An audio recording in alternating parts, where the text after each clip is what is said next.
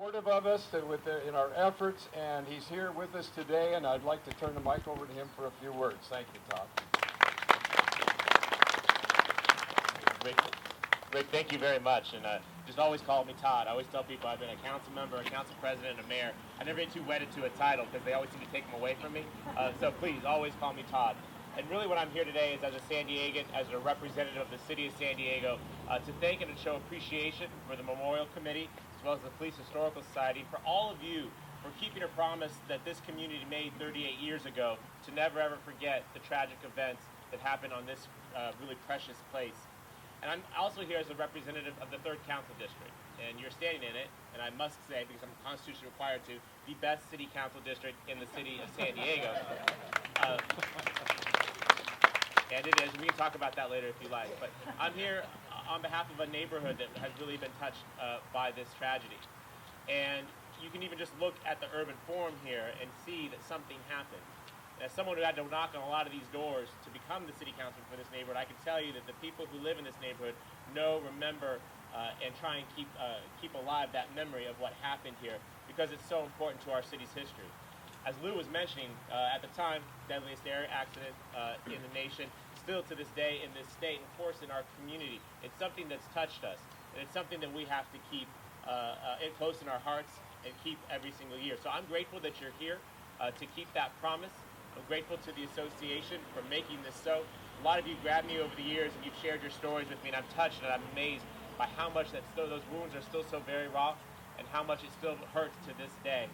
I guess it shouldn't be surprising. These were loved ones, these were human beings, these were family members, these were friends, these are cherished loved ones. So we must keep them in our hearts. And I'll tell you, the city does keep this memory alive, but we can and should do more. And I hope that you'll continue to press upon the city to make sure that we never lose sight of what happened in this very precious place, and that we always keep it close in our hearts, not just on this 38th anniversary, but every single day of the year. Thank you all for being here, and on behalf of Mayor Faulkner and our entire city council, our condolences to all the survivors. God rest and Godspeed to all those that were lost today. Thank you, Todd. Thank you very much.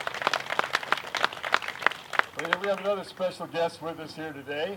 He's almost as old as I am.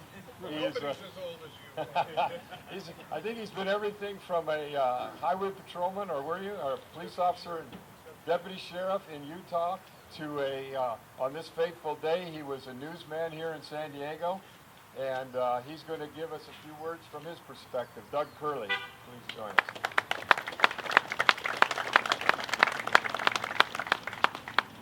Well, thank you all for being here. It took me a long time to be able to do this. 10 years after the event, the station I was working for sent me down to do a 10-year retrospective on the crash. I couldn't do it. I couldn't stand here. I've had trouble with it ever since it happened. And I'm having a little trouble today because remembering what it was like out here. How quickly we realized that there weren't going to be any survivors here.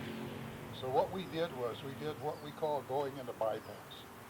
We didn't think about what we were we didn't try to put a deeper meaning on this. We had a tragedy and we had things to show people and things to tell people. But what we saw most of all were the first responders, the police, the fire, the paramedics, all those kind of people. And I can't tell you how many of these rough, tough cops and rough, tough firefighters and caring paramedics and people like that, the first responders, that we saw crying a lot. It affected a lot of them. It affected me. Only later were we able to look back and search for deeper meanings. It was just a major tragedy. We did the best we could to report it, but I don't think any of us who were here that day will ever be able to forget it. I know I won't. And of course, a few years later, I got reminded when I got sent to San Ysidro. It's not an easy job sometimes. God bless each and every one of you for being here. The family members, especially, God bless you. Thank you, Doug. Thank you very much. And we have another important guest here that I'd like to introduce. This is Captain Mike Hastings. Responsibility is also in this area. Good morning. know, I always get asked on the witness stand or in deposition, is your memory better today than it was back when this incident occurred? And I can tell you there's some incidents that occur in people's lives where you remember every detail about it. You'll never forget it. And so San Diego is rich in history, some good, some maybe not so good.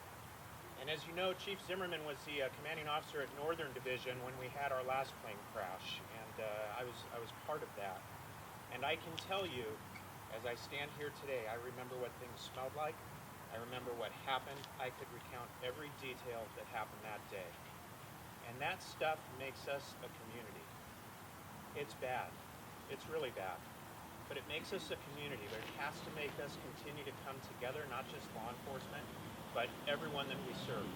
And this community is a special community because of its history. So on behalf of Mid-City Division, on behalf of Chief Zimmerman and Chief Jarvis, thank you very much for being here. This means something to everyone.